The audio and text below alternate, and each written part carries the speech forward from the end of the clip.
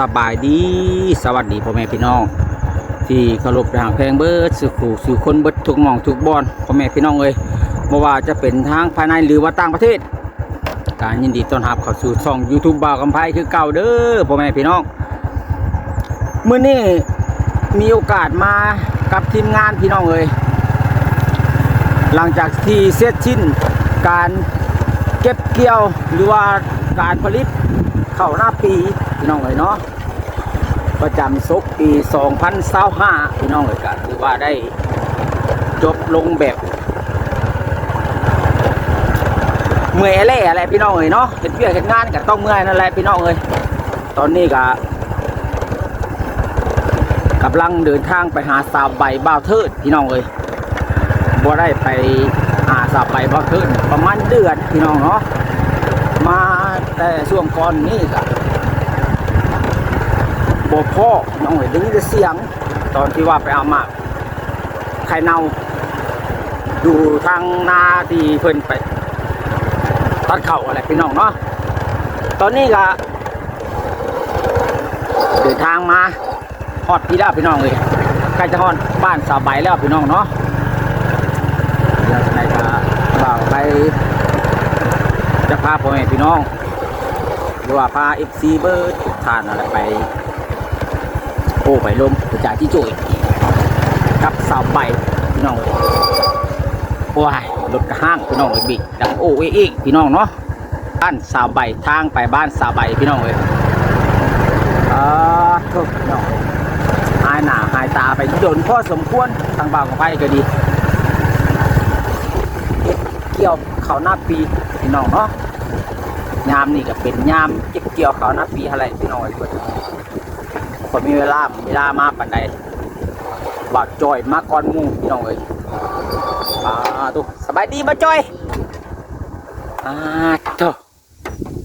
โอ้ยพี่น้องเลยบาดจอยเป็นอย่างไรคือบอกกินข้าวน้ำมูบาดจอยกินมาหรือบ่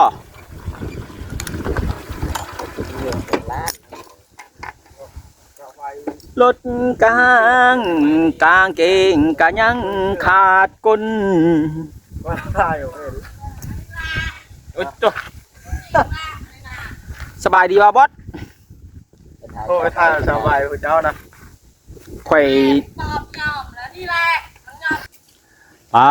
บอสเห็นบอสเทิดเป็นเดือนพี่น้องเลยคาเกี่ยวเข้าหน้าปีไปของก่อนนี่ไปฮอดบอลนาจะไปตัดเข่าได้ยินเสียงห้องเอกอยู่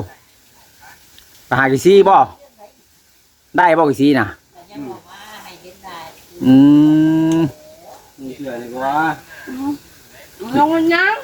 แล้วเบิดจะบ่บัดนี้ฝรั่งโอ้ยข่อยกระทายเอาแต่บ่เทิดเร็วเห็นบ่เทิดผู้เดียวก็พอแล้วข่อยอันนี้แหละดงพุงอันนี้แหละ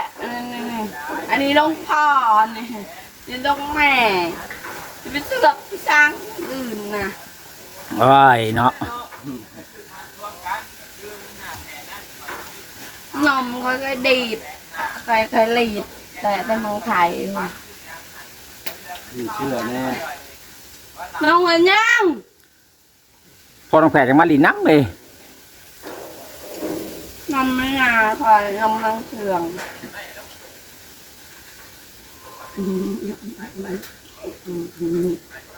คันมันลงเสือพอแผลเมื่อได้ฮะไม่งาคอยเราไม่มีนมเราทำ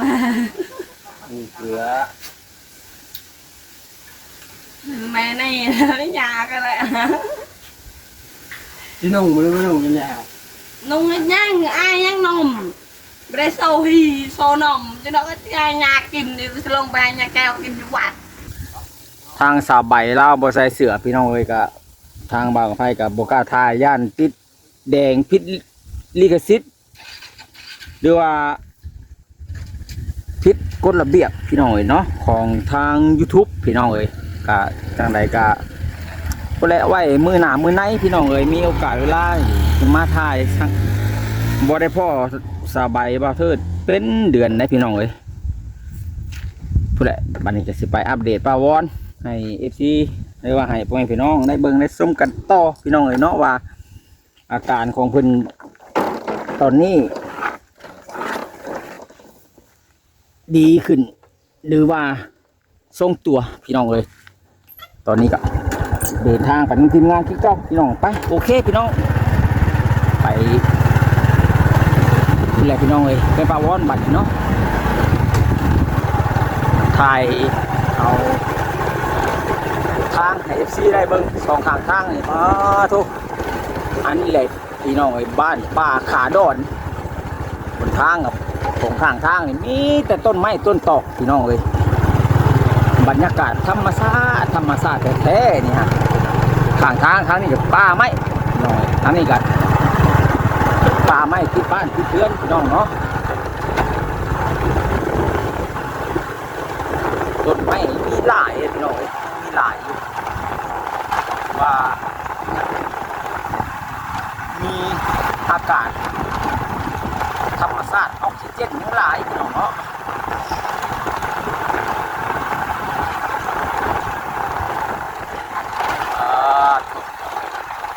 มาฮอดทีมงานติดเย็ดห้อยนี่พี่น้องเนาะ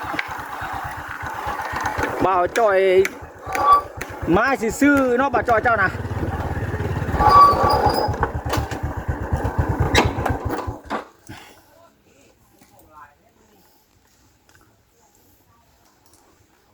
โอ้ยพี่น้องเอ้ยว่าจะไปถ่ายสาวใบว่าจะไปอัปเดตให้ FC เบิ่งบ่ได้พ้อกันเป็นเดือนพี่น้องสุดท้ายเลยก็เราบ่ใส่เสื้อกับบ่กล้าถ่ายพี่น้องเอ้ยเนาะแต่เราบ่นุ่งเสื้อนั่นแหละให้เราถ่ายกับบ่าวเทิด2คนแล้วนั่นน่ะโอ้ย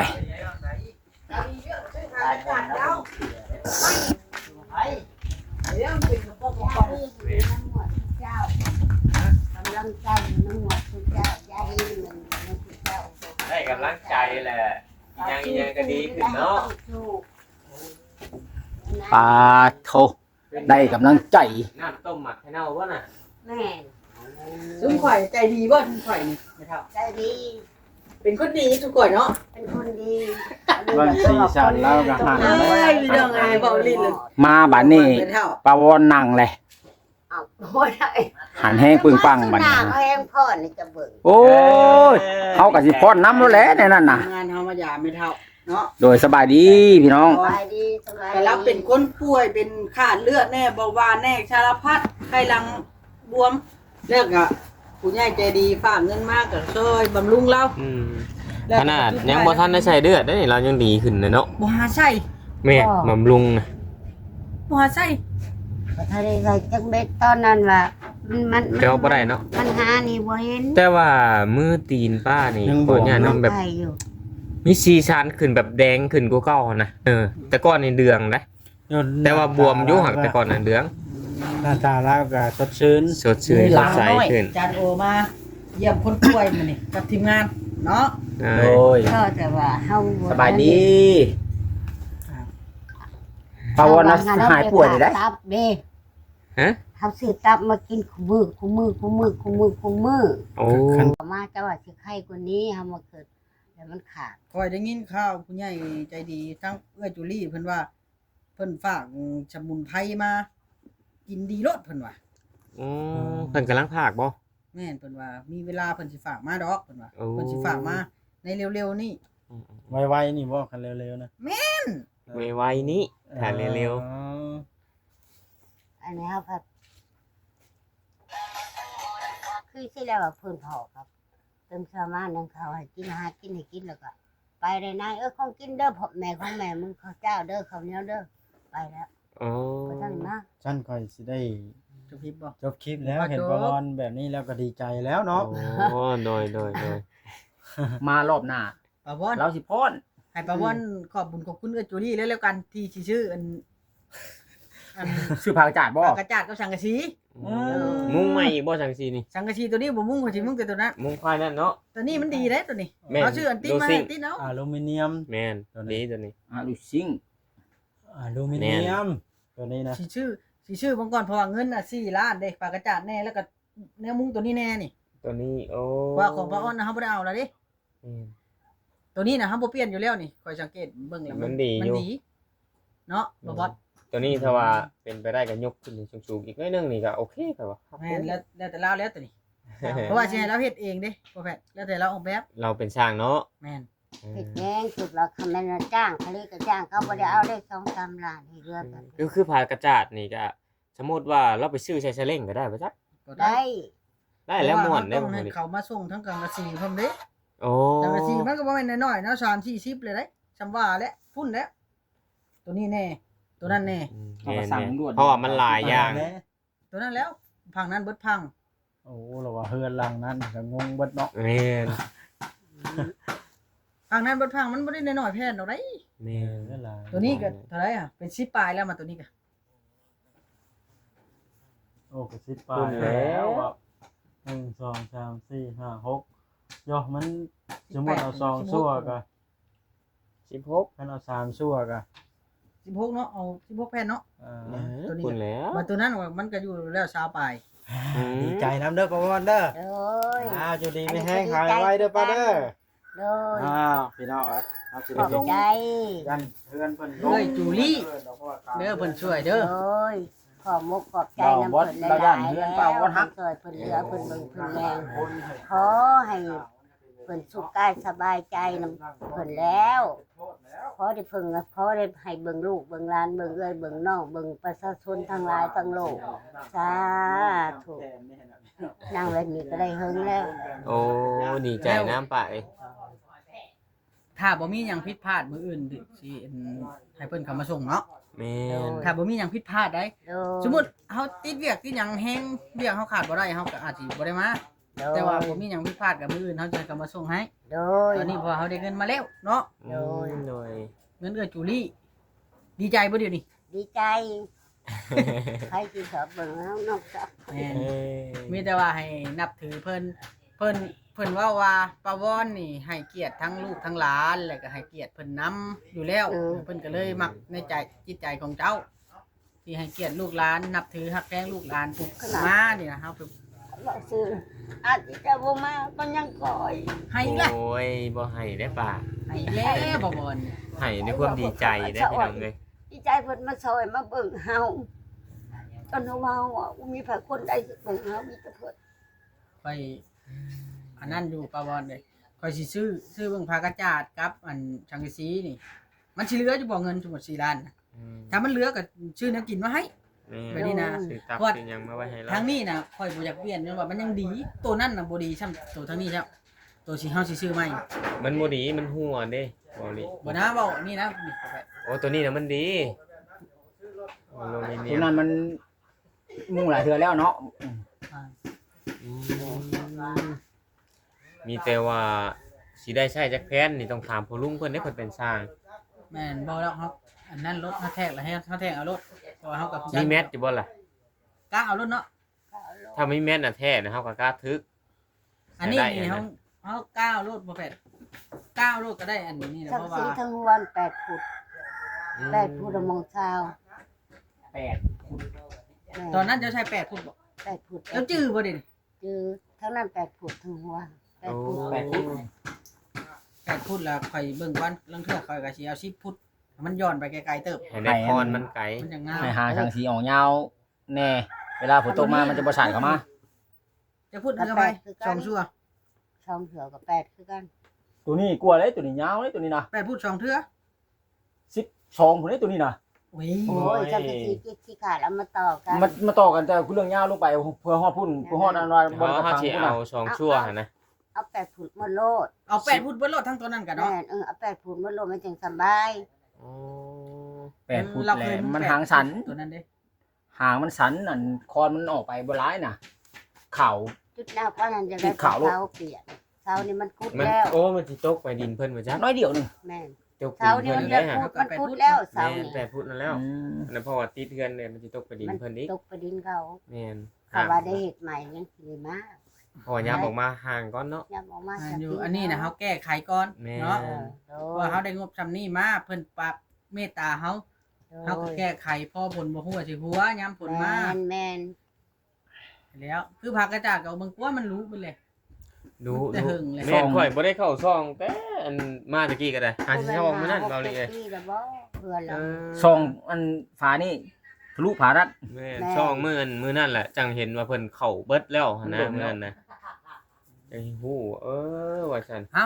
เดี๋ยวข่อยสิขอตัวลงเบิ่งข้างล่างก่อนเด้อ โดย บัดนี้เด้อข่อยสิลงไปถามลูกชายเจ้าก่อนว่าเพิ่นเฮ็ดได้บ่กับพ่อเพิ่นน่ะคันเพิ่นบ่รับเฮ็ดข่อยบ่ซื้อมาเด้ข่อย เนาะ แม่แม่ มันเห็นแล้ว แต่เฮ็ดอีหยังกะการที่เฮาเฮ็ดเอาเองนี่เฮาสิมีความภูมิใจ แม่ ภูมิใจแล้วก็เฮาสิรักษาดีกว่าเฮาจ้างหมู่มาเฮ็ด ที่จะเฮา มี มี ความกระตือรือร้นอยากได้อยากมี เพราะว่าเฮานี่เพื่อนเฮาก็เฮ็ดเองคู่อัน อืม เฮ็ดเองเลยจะงาม สมมุติว่าข่อยเฮ็ดบ่เป็นได้สบายเลย เจ้าต้องได้จ้างข่อยแล้ว สิ ว่านี่ บ่ได้หาเบาลีมาเฮ็ดซอยบ่ซั่นน่ะ เห็นที่เจ้ามากก็ดีใจแหละบ่ได้ยินยังไงอย่า ดีใจบ่ป้า เรื่องสังกะสีบ่น่ะมีแต่ว่ายกเลิกครับบ่ไปเอาคืนย่านถ้าเจ้าทะเลาะกันเองบัดสุดท้ายน่ะเนาะพี่น้องสิทะเลาะกันเนาะ เดี๋ยวสิ แม่ ผิดกัน ข่อย เนาะ ได้เห็นอยู่ในคลิปเบาลีเพิ่นบ่ให้บ่ว่าจะได้ อึ้งบ่ อยู่ บ่แม่นว่าเพิ่นบ่ให้แท้ๆดอกเพิ่นบ่อยากให้ถ้าเพิ่นบ่อยากให้ก็แปลว่าเพิ่นบ่ให้แต่เพิ่นได้จำใจให้แล้วมันสิผิดกัน อืม แต่ว่ากับเพิ่นกับคัดเฮาบ่ได้แม่นบ่ล่ะ แม่น อย่า ถ้าว่าเพิ่น จะหน่อยสิเฮ็ดให้พี่น้องผิดกันเนาะ ก็อยากสิ7-8แผ่น มันจะได้ ถ้าผู้ใหญ่เพิ่นเฮ็ดแบบนั้นเพิ่นยังบ่อยากให้เอาละว่าง่ายซะ ทับชนหัว อ ใจ ย่าผิดกัน เพิ่นทับชนกันแบบนั้น เพราะว่าเรื่องราวของนั่นน่ะเพราะว่าเราบ่ได้เฮ็ดหยังเลยเด้เป็นเดือน2เดือนแล้วเราบ่ได้เฮ็ดหยังเลยปลาไว้ก็ย่านมันดอกทิ่มความหมายนั้น อยากเอามาใส่ มาใช้ ให้ ประ มัน โย มี ช ประ น์ โยชน์เนาะ กับพี่กับน้องของเราเอง แม่น แม่น เนาะอย่าแล้ว บอกว่าตอนแล้วเนาะ แม่น แค่คนใจผู้หญิง หึ แค่คนใจผู้หญิงรู้แต่ใด อืม แต่ อ่า สำนึก บาดนี้โอเค ล่างเป็นทรายใจเป็นยิง แม่น หลักใจใจเป็นยิงโอ้เนาะ คำว่าจากหนุ่มสินกับโมเมนต์บ่ให้หนุ่มก็หายเจ้า มันจะตีหัวเจ้าได้เป็นอย่างน้อย มาเบิ่งนี่นะเจ้านี่มาเบิ่ง มาเบิ่งสังกะสี ดีใจเนาะป้าเนาะจะได้เฮ็ดแปลงเงินแปลงชานป้าไหมดีใจเฮาก็ได้ ดีใจแล้ว ดีใจนำเด้อย ามฝนตก ได้กินข้าวกับหยังแล้วมื้อนี้ กินเส้นรอดต้มเส้นรอดกิน เส้นร้อน แม่ โอ้ต้มเส้นร้อนกิน ต้มเส้นรอดต้มใส่น้ำแล้วก็เอาเกลือใส่แป้งนัวใส่ลูกให้เขากินแล้วก็กินคำว่าถาดที่หล่อมาตั้มมุนมุน สู้ป้าเอ้ย ก็สู้ไปแหละ สู้เด้อมีเหือมีแฮงกันนี่ก็โอ้ดีมุกดีใจเฮาก็ได้เห็นเจ้าขันแฮงขึ้นมา ลูกนั่งว่านั่งรุมน้ำเนาะบ่ แม่ ต้องแฝด นแม่น เองนั่งเองเลยลูกว่าแม่เฮียนยางลูกย่าง2-3บาทนะ ลูกเรือข้าง เจ้าย่างได้อีหยังเพิ่นซอยเพิ่นแฮงดีใจแล้วนี่ โดย แม่ยังเก็บอันนี้อยู่ว่าคำมันแหว แม่นมันยังบวมอยู่มันยังบวมเป็นบวม ลงฮะตกเก็ดออกสิเศร้าเด้อเด้อฮะสิยาบวมเด้อย้อนหมักให้เน่าเด้อดีขึ้นหลาย อืม บ่ได้ขา ดีขึ้นหลาย สาธุว่าลูกกับพวกข้าวนั่นแหละ อืม แม่สิแต่เช้ามานี่ตั้งแต่12โมงมานี่แม่จะกินข้าวจะเกลือ10เถื่อแล้วแม่เอากินเฮาบ่ได้ให้แต่อยากเอิ้นเฮาลูกเฮาสิมา อืม ลูกก็ ดีแล้วกินได้หลายเนาะพอต้องแฝด แม่ แล้วได้หมักนี่กินหลาย เอากิน มั น้ ก อย อย่างนี้ล่ะ ได้หมักนี่ มักหยัง สมมุติว่าต้มปลาคอเจียวแล้วมีสดน้ำ ผัก ต้มบ่มีผักใส่ผักให้มันต้มเปื่อยๆแล้วบ่ให้มันเค็มให้นจางได้ ต้มปลาคอใส่สมหมูแดงหน่อยนึง ต้มก็บ่ให้ต้มลา สมหน่อยนึงเนี่ย ต้มนิดนึงน้อยเดียว เฮาก็มักคือกันต้มปลาคอใส่สมหมูแดง แล้วข้าวเจ้านี่มืดโลดนี่ หืม ข้าวเจ้านี่มืดโลดสวยขาว ว้าวโตกะหันแห้งไว้แล้วป้าเอ้ยสุดยอดสุดยอดเก่งเก่งเก่งครับผู้ใหญ่เพิ่นได้ยินเพิ่นแฮงดีใจแล้วแบบนี้เนาะ ลูกบ่ได้ห้า เอ้ยเพิ่นคอยเบิ่งตลอดได้ป้าเอ้ยคือจูดี้ที่เพิ่นซอยกันน่ะ จ้าตัวไหนล่ะร้านไหนใช่นะ วัตถุดิบ มันจะได้ ถามร้านด้วยนะเสียงออกว่าสังกะสีนะ เอาออกเขาเลยเนาะ อ๋อ ใส่ กระ กระ เทิด จา กับผ้ากระจาดแล้วก็เขาน้อยใส่กระจาดเลยกว่า ร้านนี้มันใช่แท้ๆมันใช่ซอง คนลุงเราสิบ่หายบ่กันมากออกนี่ ไพ่เสียหาย โย บ่ให้ดอกเนาะเพิ่นยังดีใจเนาะได้บ่อยู่บนเซาคักแม่สอมแซมให้มันดีมันคัก คน เออ บอกไม่พยายาม ในมีผู้อยากมาเฮ็ดให้เนาะปะ ของเราเห็นเอง โอ้อันที่จริงเอ้ยเพิ่นก็เบิ่งอยู่ได้ตะกี้เพิ่นว่าตั้งแต่กลับมาแต่โรงพยาบาลเพิ่นแหละเพิ่นก็ว่าสิได้ซ่อมแซมให้ทางปาวอนอยู่ซั่นนะแต่เพิ่นก็ยังบ่ทันได้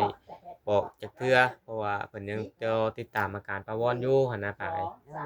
เพิ่นก็บ่ได้ว่าสิป้าสิทิ่มได้เพิ่นคอยเบิ่งเจ้าไปอยู่ ถูกเพิ่นบ่ป้าว่าถูก โดย ขอเพิ่นป้าละมีเพิ่นนี่แหละอลีได้คนบ่เห็นสิเจ้ามาเพิ่นว่านายเอ้ยจะแป้งก่อนแม่แม่ เจ้ายังบ่ได้เห็นรูปเพิ่นบ่โอ้มามื้อหน้าเฮาสิเอารูป เจ้าจะ ให้ เห็นเพียงแม่ แต่เจ้าเบิ่งเด้อผู้ที่อันเพิ่นซอยเจ้านะ แม่ ให้ อยากคอยเบิ่งเพียงหมดตาเองขอบ่จักเด้ เออ แล้วก็คอยแต่ละมื้อมาก็คอย โดย ที่เจ้าใกล้ไปใกล้มาขอบ่เจอ อืม เจ้าว่าบ่ได้เห็นหงปานใด ช่วงนี้เป็นช่วงเกี่ยวข้าวในเนาะปอน้องแพทย์ก็บ่ได้คอยมาเรื่อย เก็บเกี่ยว เอ เข้า อบางเกี่ยวข้าวนี่แหละเพิ่นบ่ได้ส่งมา บ่ได้คอยมาเรื่อยไม่ปาย3-4 มื้อมาเทื่อนึงบางเทื่อก็ แม่น ยากค่าเกี่ยวข้าวเกี่ยวน้ำอะไรพี่น้องเอ้ย สู้ๆเด้อป้าเด้อจะได้ก็มาแค่เนาเมิดแล้วก็จังสิไปหาเบิ่งมาอีกเนาะหาซอกมาอีกถ้าว่าพอลุงเพิ่นน่าสิจักนะแต่แถวนี้น่าสิมีหลายอยู่ คอยจะเจ้าเห็นอยู่แล้วเราบ่ได้ฮู้เราคนโง่ นี่เด้ในหันน่ะ เออ ในใกล้อันเสา แต่ว่า ใกล้เสาไฟอัน ฮะ ใกล้เสาไฟอันน่ะมื้อนั้นเว้าอยู่กับป้าจอย มีหมากบ่ บ่ได้เดี๋ยวเบิ่งคักหากแต่ว่าต้นมะแค่เนา หั่น เขาสิมีหมา เขตนี่ หมา สิ เขียว มีเฮาคิดว่าสิมีหลายอยู่เขตแถวป่าแถวนี้ อืม เพราะว่าเฮาเอามานี่ก็ต่อๆกันนี่ได้ต่อเขตบ้านนาเทิงนี่หมากอ่ะ บ้านนี่นะ ดี บ้าน ได้ บ้า ป่าน นา มี ทึง ห บ่ ลายอย่างนะ เราเป็นคนโง่นะเราโง่สุด เป็นอะไรคือว่าโง่ โอ้ยไปใส่แล้วก็ไปโลด เราเป็นคนมีน้ำใจ ไปใส่แล้วก็ไป ใครสิเว่าเราคนโง่ เราคนโง่ เราคนเอื้อเพื่อแพ้ แม่นคนมีน้ำใจได้ เฮ้ยป้าเราหาใส่ ไปใส่กับไปมีหยังกับแบ่งกัน ไปตลาดไปเราอะเราจะมีแล้วน้ำมันมีแล้วเราคอยใส่หาแล้วพาไปโลดมื่อคืนจะ อัน มา นั้นล่ะ คนมีน้ำใจ ให้แล้วเป็นหยัง บอกกลางคืนแล้วบ่อยากให้เราไป โอ้ค คำแล้วเฮาบ่อยากให้ไปคำไปแล้วไปแต่เว้นมันเห็นหลดเห็นล่าง สมุดจะเฮาเป็นหันเป็นนี่กับเจ้าเจ้าเฮ็ดจะขอเฮ็ดกับเจ้า เจ้าตี้ขอตี้เจ้าสิเจ้าให้มันเห็นแบบนี้ขอยันเป็นคือรวยค่ะ ำง่ายๆก็เพื่อความปลอดภัยข แม่ อง น ลูกของผัวเนาะที่ เห็น ที่ ว่าร เว้า วย ก็ได้ แต่เว้นตกดินเลยไปไปซื้อน้ำมัน อยู่ไสอยู่ป้อมมันหัวครัวไปกันใส่เสือตัวไรที่ไปแล้วแม่นสิเว้าแล้วสาธุให้เราไปเกิดไปได้ไรบัดนี้ เกิดว่าเหตุบ่ รถตั้มจนตายเข้าสาขาเรา โอ้เจ้าได้ญาติแบบนั้น ขอญาตแบบนั้น โอ้ บอกขอย้อยไปบางเว้นจะไปก็ไป ไปกลางค่ำกลางคืนสายตาสันเนาะ แม่ มันเห็นหุงบ่ไกลพี่น้องเอ้ย ร้านก็ค้าฮักโตผัดใต้กับบาท เอ้าจะได้ก็มีแต่ว่าสู้ๆเด้อป้าเด้อหันแฮงไว้ๆเฮาก็สิได้ขอตัวกลับก่อนมื้อนี้เด้อ โด โอ้ ย ย บ่ได้มีหยังมาผากมาต้อนนอกจาก โอ้ย กันมาแวะเยี่ยมแวะยามมาแหละมื้อนี้เด้อป้าเด้อ สาธุไม่ใหญ่เยี่ยไงย่ามก็ยังดีใจอยู่เลย โดยก็มา ได้ ก็ กำลังใจ ได้ยินข่าวดี นะ ก็ ดีใจ โอ้ยดีใจ ได้ น้ำป้าหลายแล้วฮะจังไดกะ ลูกนั่งขมอกขแมกเลยเนาะ แม่ มาเมื่อกี้เดี๋ยวนอนอยู่โอ้ยว่ะ เอาสู้ๆครับ จังไรก็สู้ๆเด้อป้าเด้อโดยสบายดีเด้อก ำลังใจอยู่น้ำหมดเจ้าสบายดี โอ้ยอ่ะ เจ้า พี่น้อง ไป เอ้ย กันมี ทาง โชค ปาวอดเพิ่นก็ ให้ตลอดปลอดภัย อาการถือว่าดีขึ้นพี่น้องเอ้ยดีขึ้นหลายตัวพี่น้องเอ้ยเนาะก็ดีอกดีใจนํทางปาวอนเพิ่นก็ได้ข่าวดีเข้ามาอีกพี่น้องเอ้ย ใจตื่นมาสิได้พากระแตะให้ จะได้พากระจาดแล้วก็กับสังกะสีพี่น้องเอ้ยต่อไปนี่เนาะถ้าว่าบ่ติดขัดหรือว่าบ่มีผิดพลาดอย่างอื่นพี่น้องเอ้ยบางเทื่อทางเบาอุลิเพิ่น เว้าบ่ได้เนาะมันก็เวียกงานพี่น้องเอ้ยจังไดก็ดีอกดีใจนำทั้งป้าวอนดีใจนำป้าวอนหลายๆพี่น้องเอ้ยที่ว่ามีทั้งจูลี่เนาะเพิ่นอยากซ่อมแซมหรือว่าบูรณะบ้านเฮือนที่บอนมันบ่ดีบอนมันเพพังพี่น้องเอ้ยก็ให้มันเป็นตาอยู่ขึ้นให้สภาพดีขึ้นพี่น้องเอ้ยบอนอยู่บอนเศร้าจังไดก็ขอบใจนำทั้งจูลี่หลายๆพี่น้องเอ้ยนำใจงดงามยิ่งใหญ่เหมือนมหาสมุทรพี่น้องเอ้ยเนาะทางจูลี่โอเคพี่น้องเอ้ยคลิปนี้ก็หลายนาทีพอสมควรจังไดก็ฝากพ่อแม่พี่น้องหรือว่า FC เบอร์สุขุสุคนฝากกดแชร์กดไลค์กดติดตามให้กำลังใจทั้งบ่าวกับไผในเด้อพี่น้องเอ้ยผิดพลาดประการใดก็ขอโทษขออภัยนำ FC ที่เขามาเบิ่งมาชมเบอร์สุขุสุคนอะไรพี่น้องเอ้ยเนาะสำหรับคลิปนี้ทางบ่าวกับไผก็สิขอตัวกลับซะก่อนพี่น้องเอ้ยเพื่อไว้พบกันใหม่ในคลิปหน้าคลิปในสำหรับคลิปนี้ขอกล่าวว่าสบายดีพี่น้องเอ้ย